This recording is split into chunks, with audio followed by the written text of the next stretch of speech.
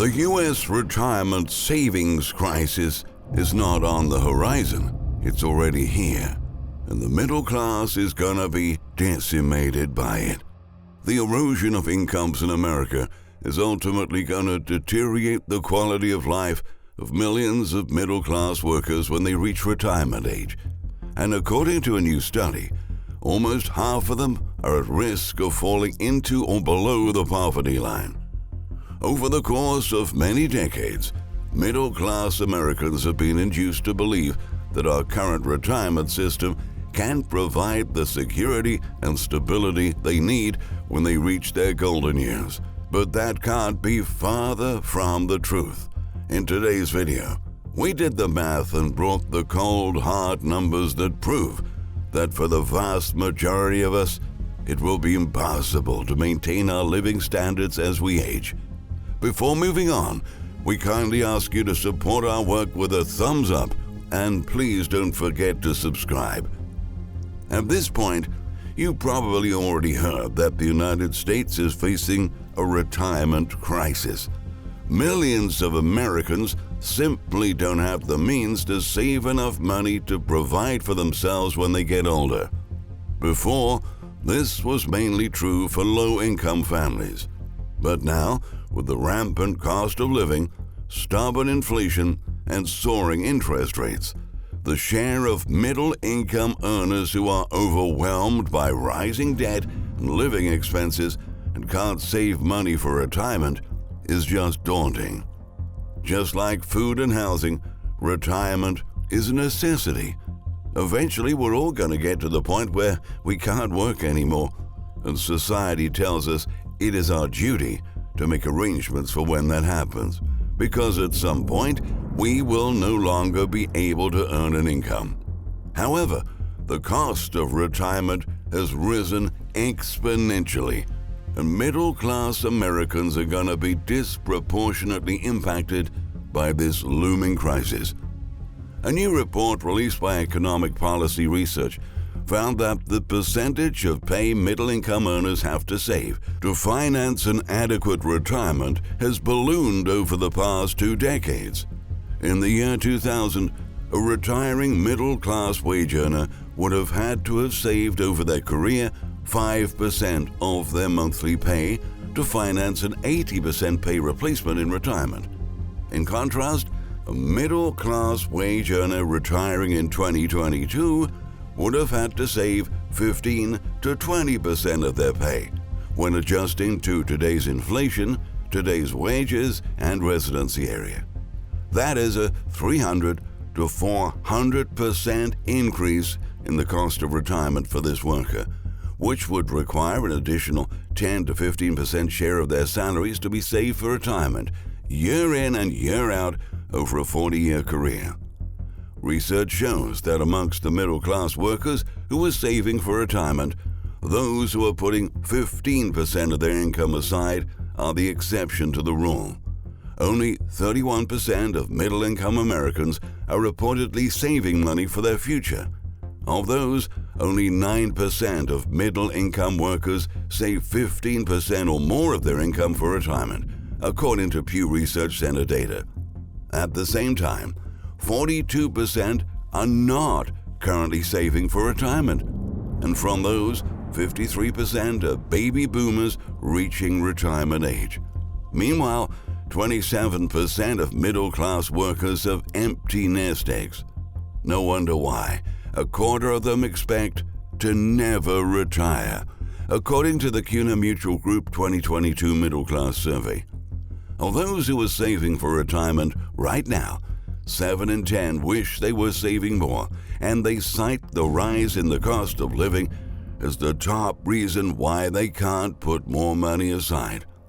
Medical expenses come in second place, and credit card debt is a close third. The analysis of the survey results also highlights that 54% of middle-income baby boomers still in the workforce have less than $25,000 saved for the whole of their retirement, with 49% of them set to face their golden years with less than $10,000 saved. And even though they're within a few years of reaching traditional retirement age, only 47% of middle-class baby boomers who are still working are trying to build up their retirement funds.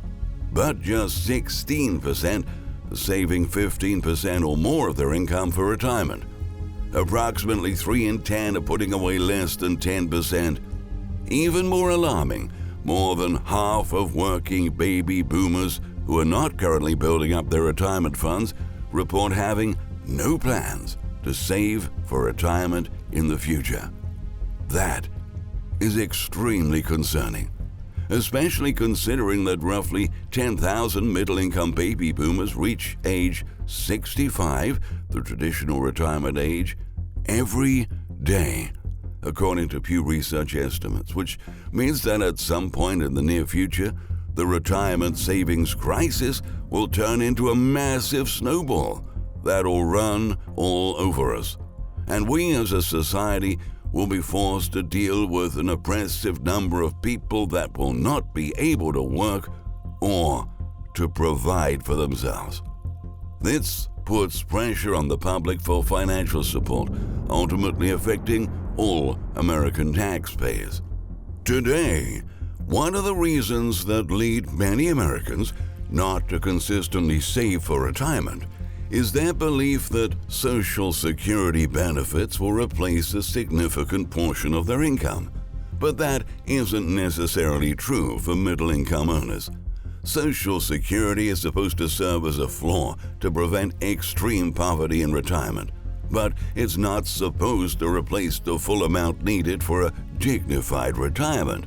Social Security only replaces approximately 40% of income for low-income earners, but for the middle class, that number falls to 30%, and that replacement ratio is steadily declining, given that the program is underfunded by around $7 trillion. The middle class is left behind by the retirement savings system in key ways, report NIRS Research Manager Tyler Bond and Dan Doonan, the Executive Director. Social Security replacement rates are too low for middle-class families to maintain their standard of living in retirement, but many middle-class households don't reach the level of income and savings needed to truly benefit from the tax incentives for individual savings. This means the middle class too often is missing out in terms of benefiting from various retirement savings programs, the experts explain. In other words, Social Security is specifically designed to help the lowest earners, while a tax break system is designed to help the highest earners. Guess which group is missing from that equation? Some workers still have some type of retirement plan provided by their employer. In earlier generations, this plan was usually a defined benefit pension. In fact, in 1983, 62% of workers who had a retirement plan through their employer had a pension. Now, that number is a mere 17%. Instead, today, most private sector workers have a defined contribution 401k plan, and the stock market swings faced in 2022 have proven how risky those plans really are. In the past 12 months, over $3.1 trillion have been wiped out from 401k plans, affecting 46 million accounts, whose balances fell by an average of 25%. Rising interest rates also play a part in that narrative. When interest rates are low, the value of income in the future goes up, and that goes for interest on bonds and earnings on equities. The performance of the capital markets is also a function of interest rates. Simply put, when interest rates go down, bond values go up, and vice versa. So the combination of lower interest rates plus lower capital market returns results in a net increase in the value of retirement income. But when interest rates rise and capital market returns follow suit, the result is a net reduction in the cost of retirement income. In other words, the Federal Reserve's interest rate hikes are making it harder to save for retirement. On the other hand, the reality of inflation and the recession threat are also weighing on middle-class households. A CNBC survey revealed that 75% of middle-class Americans say their earnings are falling behind the cost of living. Moreover, there's also been a general increase in financial worries in the last 6 months, with 40% of those surveyed expecting to be worse off financially in 2023. That's up from 28% in January 2021 and 17% in January 2020. It's now 40%. There's a higher level of concern financially among middle-income families than there was even at the height of the pandemic, stressed Glenn Williams, CEO of Primerica. When you see rising prices in staples like gas, rent, things you can't avoid, it comes down to tougher decisions around priorities, Williams added. Inflation has generally wiped out the boost in income seen over the past decade, and in many cases actually resulted in a pay cut. With all things considered, it's evident why the middle class is struggling to accumulate sufficient financial assets during their working years, as noted Tyler Bond, manager of research at the National Institute on Retirement Security. Against this background, a recent study by the Schwartz Center for Economic Policy Analysis at the New School has uncovered that nearly half of middle-class Americans will face a slide into poverty as they enter their retirement. The paper exposed that roughly 40% of Americans who are considered middle class will fall into poverty by the time they reach age 65, while an additional 8% are likely to fall below the poverty line. Additionally, the economic policy research projects that the number of 65-year-olds who are poor or nearly poor has increased by 146% between 2013 and 2022. In 2012, there were over 644,792 poor or nearly poor 65-year-olds in the United States. However, each year from 2013 to 2022, there was an average of 1,586,330 65-year-olds falling into poverty, which results in 15,868,330 Americans facing poverty at retirement ages, researchers wrote. To illustrate how many people we're talking about, the total number of poor retirees is enough to fill over 319 Yankee stadiums. This also means that seniors' assets, including their savings for retirement, their homes, any other investments they own, as well as Social Security, will not be enough to keep them above the U.S. poverty level of $11,011 per year. Overall, 45% of all baby boomers are projected to be poor or near poor, meaning they have to live on $16,517 or less, the research concluded.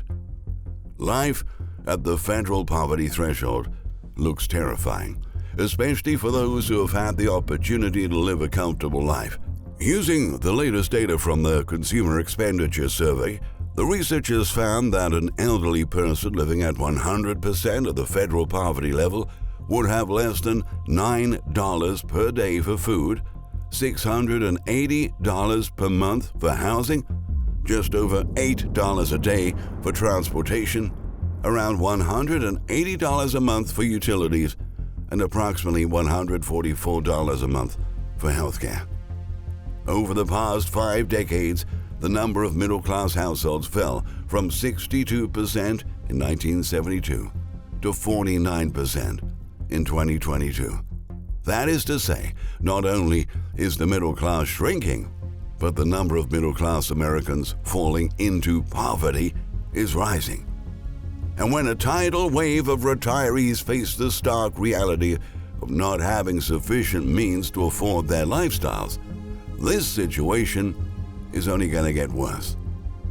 Our society makes us believe that only through financial discipline and individual effort will we be able to enjoy our senior years without major concerns. Every now and then, Some peculiar financial experts make the headlines by selling their perfect formula that'll help you accumulate millions of dollars by the time you're 65. It goes without saying that that is total and complete BS. For example, this new study published in the Financial Analyst Journal says retirement is not hopeless, and then it proceeds to tell middle-class Americans that all you need do is save 22 times the annual income you have by the time when you retire. So, let's say you make $150,000 and hope to retire on $100,000 a year, which means you'll have to put away $2.2 million in a bank account to be able to retire comfortably. That also means that the authors of this study assume you will live to be 100 to 105 years old, a very improbable life expectancy for 99.9996% of the world's population. Then, big outlets like the Wall Street Journal breezily call this arrangement retiring on your own terms, as brilliantly explained by Heidi Moore in an op-ed for The Guardian. You can call it retiring on your own terms the same way you can call buying a private jet and a ranch in Colorado living on your own terms. The terms, that is, of fantasy and not reality, Moore emphasizes. It's simply a math problem. Let's say you're in your 40s making $150,000 a year, a generous salary in almost any city in the country. But after taxes, that dazzling sum drops to $100,000 a year. At the same time, if you have that money, you also have to live on it, so how can you save 22 times that amount by the time you retire? One standard solution given by LearnVest is to use a simple formula known as 50-30-20, in which you spend 50% of your salary on essential expenses. Another 30% goes to lifestyle expenses, things that make life livable, Moore says. And the final 20% goes to saving for retirement. But with explosive costs for nearly everything in modern life, that ratio doesn't seem to work anymore. In your 40s, if you reach that pinnacle of saving virtue, it would take 110 years for you to reach that goal. Yeah, if you save $20,000 a year, you can expect to collect your $2.2 million in some future utopia, Moore highlights, adding that if you save 30% of your salary or 30% a year, it'll take you 73 years to get to $2.2 million. Saving for 73 years is ambitious. If most charts tell you you're lucky to live for another 40 to 50 years after your prime working years. There are also a lot of impossible assumptions in plans like these. An obvious one is that even if you reach $150,000 a year in annual salary, you'd have to make that same amount and make it nearly forever, never suffering a layoff, never taking a pay cut, and that is a far-fetched expectation. High salaries, as a rule, don't last forever, the analyst outlines. This is why the cult of saving for retirement needs to be held in check, lest it brainwash anyone and pile guilt on hard-working families for having some mild enjoyment of life rather than living only for the future, Moore says. In effect, the retirement crisis in America is less due to personal failure than structural failures, the analyst describes. At the end of the day, savings are not the root of the problem with our retirement system.